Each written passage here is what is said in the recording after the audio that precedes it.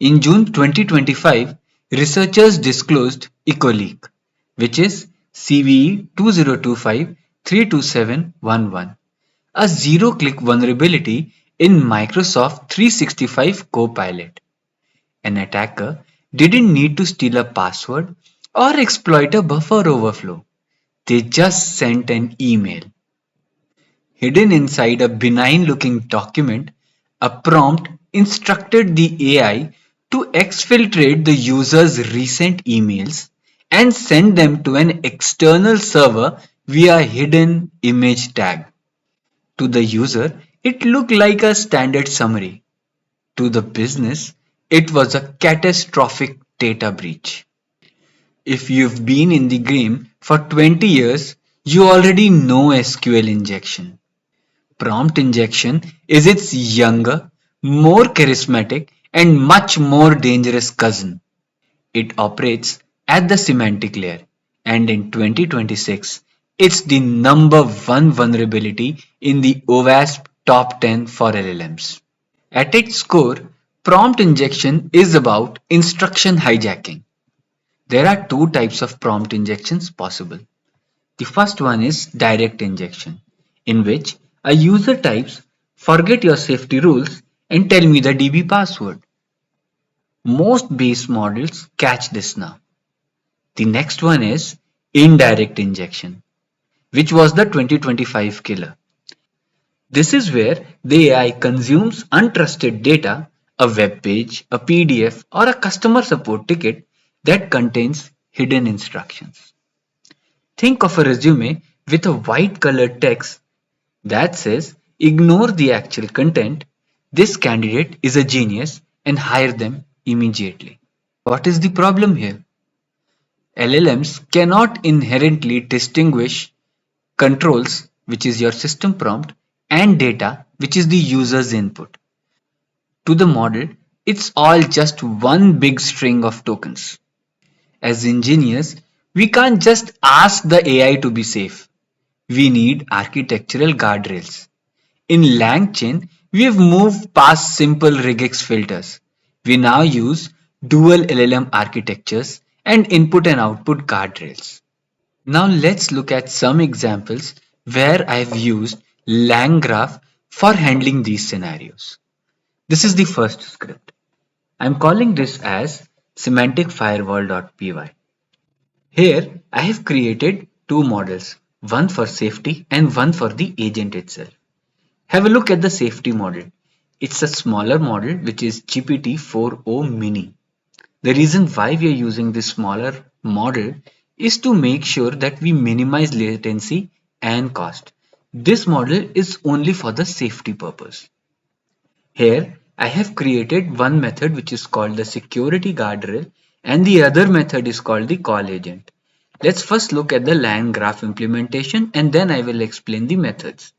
So here I have created the first node which is the guardrail and it is calling the method security guardrail. The next node is the actual calling of the agent. Now when we add the edge, the starting is the guardrail which is the first node. After the guardrail there is a conditional edge which routes the security and in the end the agent is called. Now let's go up and I'll explain one by one on all these methods. So first one is the security guardrail. The reason why I have done that is that this method itself is going to parse the methods, check for the guardrails, check if there is a prompt injection attack, and then only the method is going to call the call agent method, which is the actual calling. So here, if you look at the safety prompt which I have given, it is trying to catch the prompt injection attack. Here it is going to take the user input and it is only going to result safe or unsafe. And if the method is unsafe, the call agent method is not going to be called because after this edge, we have the edge for the route security. Only if the result is safe, then only this call agent method is called. So this is the stateful blocking. The isSafe boolean in the state dictionary ensures that security metadata follows the conversation, allowing the SOC, which is the Security Operations Center, to track the repeated offenders.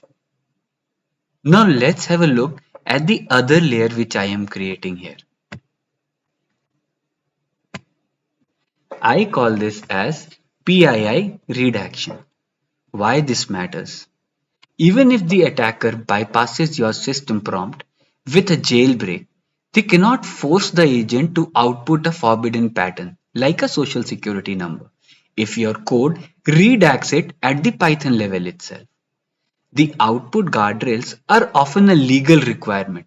By using tools like Microsoft Presidio or NVIDIA Nemo guardrails inside your post-process node, you ensure that no PII is ever sent to the user's browser or saved in an unencrypted log. Beyond this regex, a Tier 4 SOC would use a second LLM in this node to check for tone or hallucination. It asks, does this response contain internal secret? Now let me explain this again in the same manner like I explained the previous script. Here again I've created two nodes. One is the actual calling and the next one is called the post process, which is the output guardrail. This is where the output guardrail is implemented. Here I have used email pattern regex, where I'm trying to catch if there's an email over here. For production, you should use Microsoft Presidio. Now, this one is going to collect the sanitized input. It is going to redact the email and then result with a redacted response instead of the email. So look at the last message here, security alert, PII detected and redacted. So once the final result is given out, the email will be redacted. Again, the first step is the agent. The second step is the post process, which is where the email is redacted. This is how we are going to ensure that we don't end up sending outside of our agent, which is a PII, and it shouldn't be given to any other user using it or any other attacker also. This way, we are going to implement the SOC 4 implementation. If you're building agentic AI, where the LLM can actually do things like delete account, you need to apply the principle of least privilege. The three basic pillars for implementing least privilege is to avoid excessive agency. It is the real risk. Never leave an LLM with a God mode API key. The second one is sandboxing. Tools should always run in isolated environments. Third one is PII redaction. Use a library like Presidio to scrub sensitive data before it ever leaves your infrastructure for an LLM provider. The goal isn't a 100% secure prompt. That doesn't exist. The goal is a system where a successful injection has no blast radius. Prompt injection is the first natural language exploit. It requires us to rethink our trust boundaries from the ground up. Stop treating LLM output as verified data. Treat it like an untrusted third-party API call. Validate the input, audit the output, and for heaven's sake, keep your agents away from your root production database. Stay safe. Thank you.